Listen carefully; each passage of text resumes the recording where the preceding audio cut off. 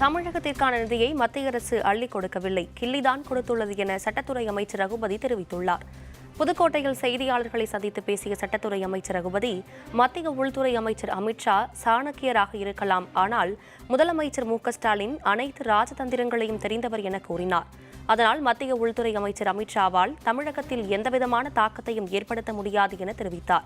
மேலும் தமிழகத்திற்கான நிதியை மத்திய அரசு அள்ளிக் கொடுக்கவில்லை, கிள்ளிதான் கொடுத்துள்ளது என்றும், தமிழகத்தில் இருந்து எவ்வளவு நிதியை பெற்றுள்ளார்கள் என்பது குறித்து மத்திய அரசு தெளிவுபடுத்த வேண்டும் என கேட்டுக்கொண்டார்.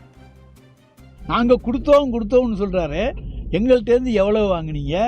இன்றைக்கு உங்களுடைய இந்த 10 ஆண்டு காலத்தில் ஒவ்வொரு ஆண்டும் நிதிநிலையிலே உங்களுடைய வருவாய் எந்த அளவுக்கு அதிகரித்திருக்கிறது பன்மடங்கு, அதற்கு ஏற்றாற்போல எங்களுக்கு தந்திருக்கிறீர்களா? உத்தரப்பிரதேசத்துக்கும் பீகாருக்கும் ஆந்திராவுக்கும் கொடுப்பதைப் போல எங்களுக்கு தந்திருக்கிறீர்களா? மராட்டியத்துக்கும் ராஜஸ்தானுக்கும் கொடுப்பதைப் போல எங்களுக்கு தந்திருக்கிறீர்களா? இதையெல்லாம் ஒப்பிட்டு பார்க்கலாம். கணக்கை தர சொல்லுங்கள்.